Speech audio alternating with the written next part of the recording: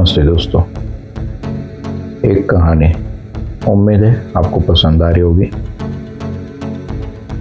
दोस्तों, पिछले एपिसोड में आपने देखा था कि बिट्टू गुजरात तक अपना पैर फैलाता है और अहमदाबाद पहुंचता है, वहां से ऑर्डर लेता है, उसकी गर्लफ्रेंड के साथ टाइम स्पेंड करता है और बीच में वो ऑस्ट्रेलिया जाके थाईलैंड होते हुए वापस आता है। ये अहमदाबाद में उसकी नई जो गर्लफ्रेंड बनी है उसके साथ टाइम स्पेंड कर रहा है।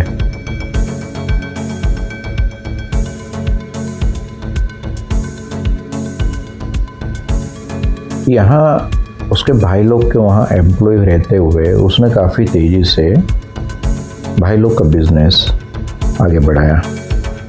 चेन्नई, मतलब तमिलनाडु, कर्नाटक, आंध्र, अब गुजरात। भाई लोग की कंपनी की नेटवर्थ करीब 10-12 करोड़ थी उसकी जगह में, ये अपने भाई लोग की नेटवर्थ 100 करोड़ के पार करा दिया। ये 5-6 दिन ऑस्ट्रेलिया थाईलैंड होते हुए वापस आता है। उसकी गर्लफ्रेंड अहमदाबाद में ही रुकी हुई है, क्योंकि भाई लोग को बोल के गया था ना कि मैं कुछ ब्रेक ले रहा हूँ मेरी गर्लफ्रेंड के साथ में, और अहमदाबाद और गुजरात हम लोग घूमेंगे। घूम के वापस आ गया, फिर अपनी नई जिंदगी में नई गर्लफ्रेंड के साथ में यहाँ बढ़िया टाइम स्पेंड कर रहा है। और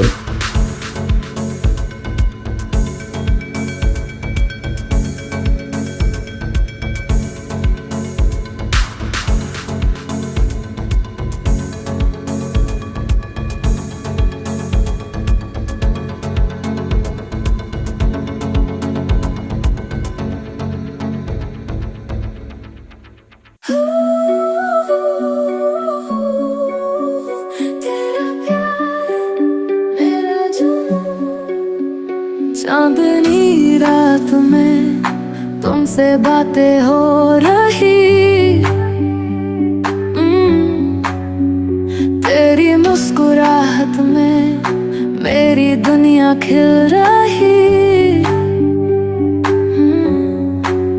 पल पल दिल के पास बस तुम ही तुम हो, आँखों में जो सपने वो सब तुमसे गम हो। तेरा प्यार मेरा जुनून, राहों में चलते हर मोड़ पे तू ही तू। दिल के इस सफर में बन जा तू रोशनी, हमेशा साथ रहना मेरी जिंदगी।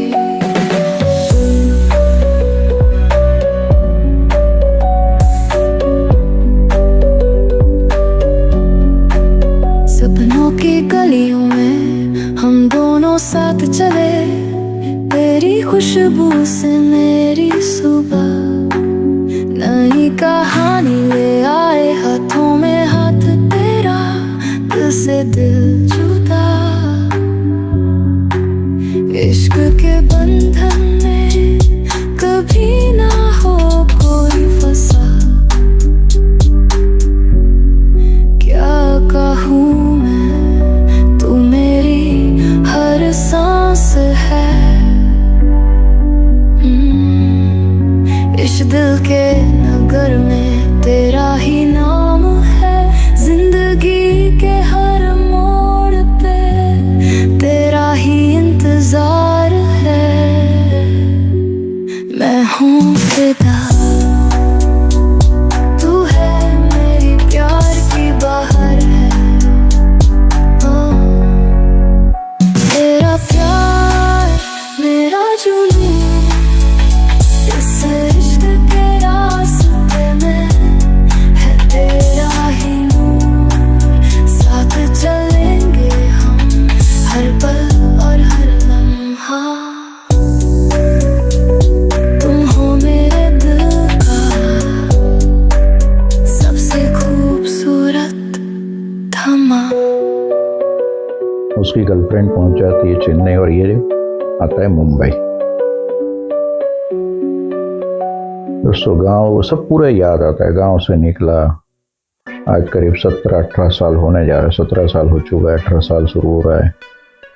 मुंबई से निकले भी 2-2.5 साल हो गए। इतना तेजी से तो उसकी ज़िंदगी बदली। पहले 15 साल सक्सेस सक्सेस सक्सेस, ये पहुंचता है मुंबई। गांव से निकलता है, मुंबई आता है, मुंबई से विदेश तक फैलता है। कितना तेजी से उसने अपना सफ़र पूरा किया। फिर बड़ा सा कोलैप्स आया उसकी ज़िंदगी में। घर, परिवार, व्यापार, सब कुछ तहस नहस हो गया उसका। अपनी नई ज़िंदगी में वो आगे तो बढ़ रहा है, और उसका परिवार, उसके बीवी बच्चे सब याद आता है। उसी याद को ताज़ा करने के लिए पहुंचता है मुंबई, और उसी जगह जो पहले दिन मुंबई में कदम रखा था, अपनी करियर की शुरुआत की थी, वहीं आके बैठता है मरीन लाइन्स में। और यहाँ बैठ के सोचता है कि मेरी ज़िंदगी किस ओर जा रही है। दोस्तों मुंबई की एक बात है, एक नशा है मुंबई में। जो मुंबई पहुंचता है ना, तो मुंबई को भूल नहीं पाता है। इतना पॉजिटिविटी उस शहर में, वहाँ के लोगों में। फिर वापस अपनी पुरानी गलियों में घूमता है टैक्सी में बैठ के।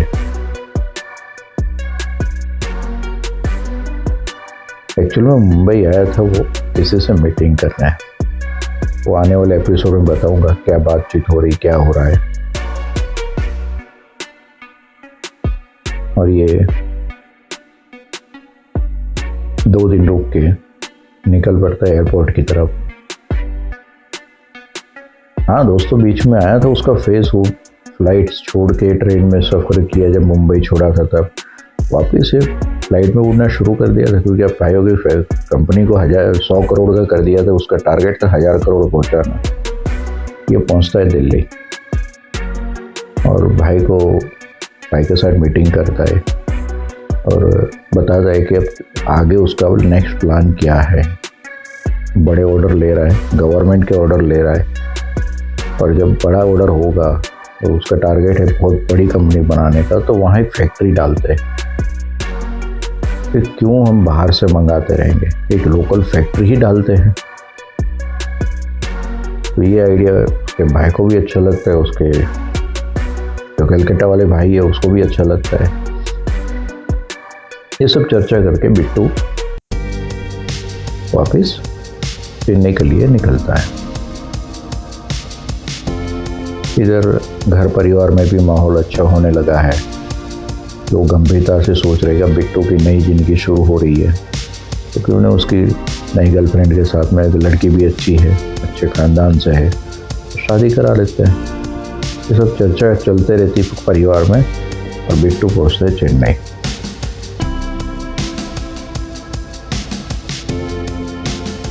वापस अपनी रूटीन लाइफ में वो बिजी हो जाता है।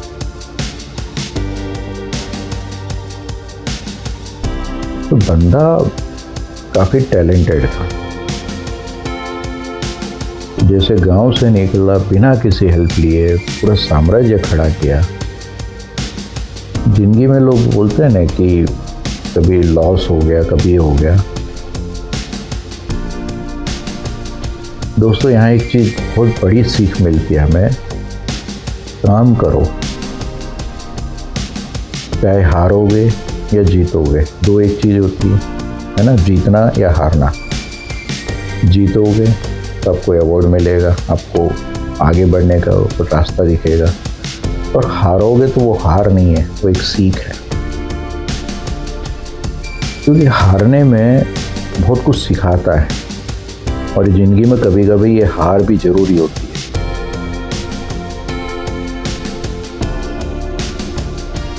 क्योंकि हारने में आपका नुकसान नहीं हो रहा है, सामने वाला का नुकसान होगा। क्यों? क्योंकि आप उस डबल जोश से आप बाहर निकलोगे, और आपको एक्सपीरियंस तो आपसे कोई छीन नहीं रहा है ना।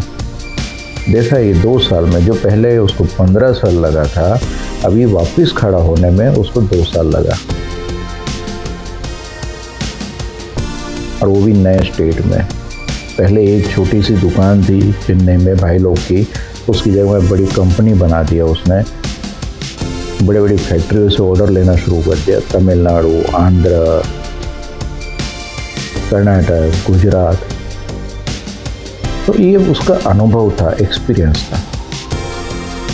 तो ज़िंदगी में कभी कोई भी कितना भी बड़ा परेशानी आ जाए या तकलीफ़ आ जाए, यदि कोई चीज़ में हार जाओ आप, तो लोग ज़िंदगी से हार के दुखी हो के कुछ ना कुछ कर लेते हैं। ज़िंदगी में हार के डर से लोग गलत कदम उठा लेते हैं। ऐसा कभी मत करना। अभी इस बिट्टू ने बड़ा ऑर्डर हाथ मारा है गवर्नमेंट का, तो कलकत्ता और दिल्ली वाले भाई साहब पहुंचते हैं चेन्नई।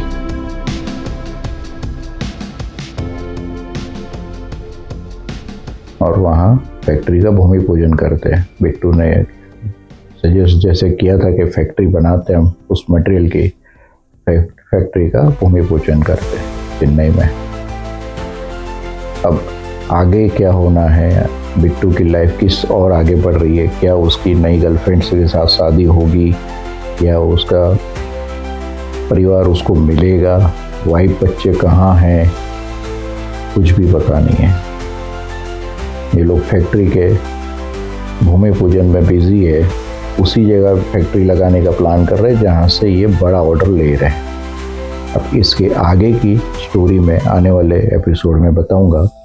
दोस्तों, यहाँ थोड़ा सा शेड्यूल चेंज किया मैंने। महीने में हर रविवार की जगह मैं पहला और आखिरी रविवार मैं कहानी का पार्ट रिलीज करूँगा। आप लोगों ने चैनल को सब्सक्राइब नहीं किया तो सब्सक्राइब जरूर कीजिए, लाइक शेयर और कमेंट जरूर कीजिए और बने रहे मेरे साथ। हम आगे आने वाले एपिसोड में और विस्तार से जानते हैं। और बिट्टू पहुंचता है मंदिर और अपने आने वाली जिंदगी के लिए प्रार्थना करता है। दोस्तों, आपका बहुत बहुत धन्यवाद। आपने बहुत अच्छा सपोर्ट किया है, उसके लिए दिल से धन्यवाद। धन्यवाद दोस्तों।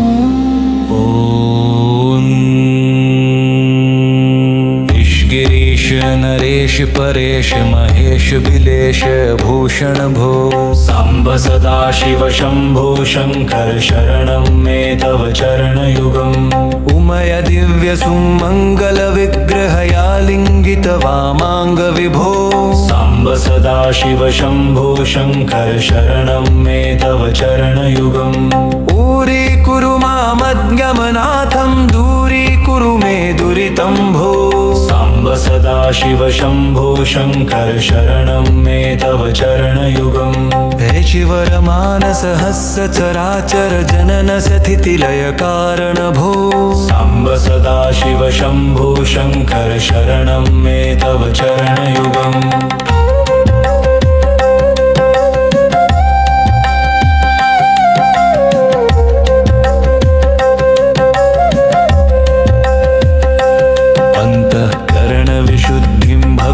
च त्वयि सती प्रदेहि विभो सांब सदा शिव शंभो शंकर शरणं मे तव चरणयुगम् करुणा वरुणालयमयि दास उदास स्तवोचितो नहि भो सांब सदा शिव शंभो शंकर शरणं मे तव चरणयुगम् जय कैलास निवास प्रमाथ गणाधीश भूसुरार्चित भो सांब सदा शिव शंभो शंकर शरणं मे तव चरणयुगम् झनुतक झंकिणु झनुतत् कीटतक शब्दैर्नटसि महानट भो सांब सदा शिव शंभो शंकर शरणं मे तव चरणयुगम् धर्म स्थापन दक्ष त्र्यक्ष गुरो दक्ष यज्ञ शिक्षक भो सांब सदा शिव शंभो शंकर शरणं मे तव चरणयुगम् बलमारोग्यं चायुस्त्वद्गुणरुचितं चिरं प्रदेहि विभो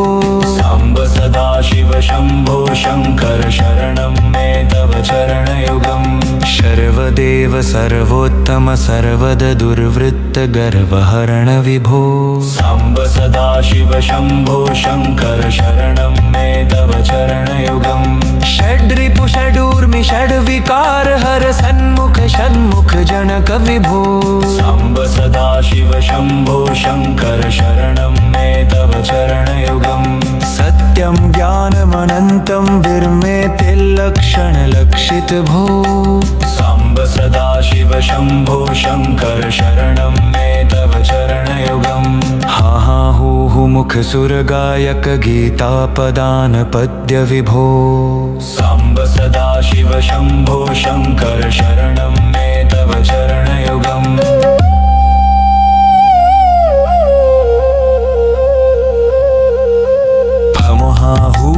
मुख सुरगायक गीतापदान पद्य विभो साम्ब सदाशिव